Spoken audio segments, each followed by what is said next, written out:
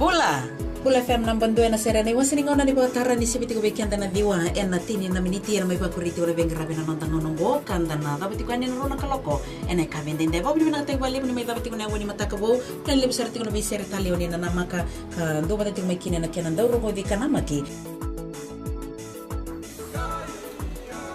Bula binaka ayo salamilawa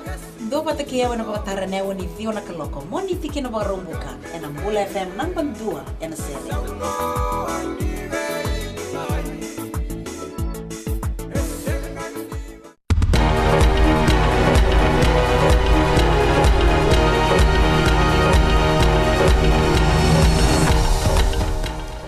Ni sambulo binaka se kongo na Vakaleleka ni nonda itutuku ena bongende ndai.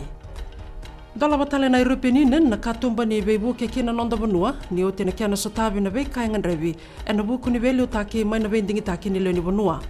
E baga matata ko Andrew Jacobs na mata ni EU ena Pasifika na kiana itutu kina nonda banua salamuria na kiana waro taki wano sanga bulu kabitu na milioni ng dola. Sarele subetiko nangunongo na ministeri ngaraban ng gele na bengarabi to do saren do bagadora salamuriana kyan na buganduriendo ni walwale ni bengarabi mena turibaki tukuna na minister ng gele merseni bunuanga ni dondonu menda na maka na loni bunua na kyan na to soidake kyan ndo tala ni bagatangin dengende na bagarao ni nonroto bengarabi rauta ni tulus nga bulu ka 2.1 na milioni ng dola embeto bagatikitiki na mata nito membalata na bayang ataki labo ni ministeri ng gele kyan na yung bula ena nonda bunua ena ronondolo tini kalima. Ena tiko na nonda bonu ena madha wa katumai, sona boile silese dhaki ni mateni tu mai New Zealandi, membaleta na kian na mai sanitaki na bein dinati ni bei bagadagataki, bagatokai na seasonal workers scheme.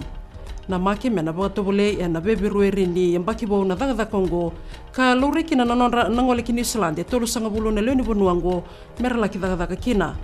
Na itukutuku mai na ministry isanga talindo na bonu na bagador kina na bei bagadurumi kina daga Kongo ka keba kauni ngan rabo muni na boy bota kina ia enandondonu muni na register kina National Employment Center kina ngito sabongan data ka nandona ngau na lagala kasawo tinabuni lawa aya Sayad Kayung ni na senga ni buarita kina retio elealo na sota ni Dubai Sevens ena nona kadibir bata nando wali tukutuku ya na kabende ndai na buni lawa sabongan data ka kina na kiana sanga ni sarabi na Dubai Sevens na ngunungo ndo talanga na tikine buarita ka na buni lawa oya ni bebu kema ni songo ni rakabi New Zealandi ena kiana kamburaki nangitongo rame na sarabi na internet na Dubai Sevens wakina na kiana kamburaki na walesi ena station ni FBC oya na Radio Fiji 1 kay Nambula FM Sa koyan na Vakaleleka ni nonda itutuku, kota na bawani nuini na masulakir na nonda darubo, na kiana sangay merawati ng ganga, may Dubai.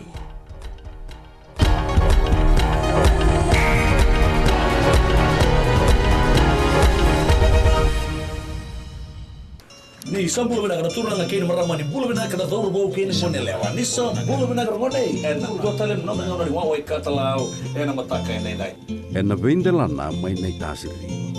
Nung bulu maleka, ko ni milote na isoro tabuwa. Na lomo ni Vanua may siyanganga. Yung bulu rin, ko Samuel. Nanonda nga na ni waway katalaw na Radio Fiji 1 nandumoy viti na vlog ka ni Veyan nga. May noono kinitiwa na bimataka, monitiki na paglumuka. Ni kay namaka.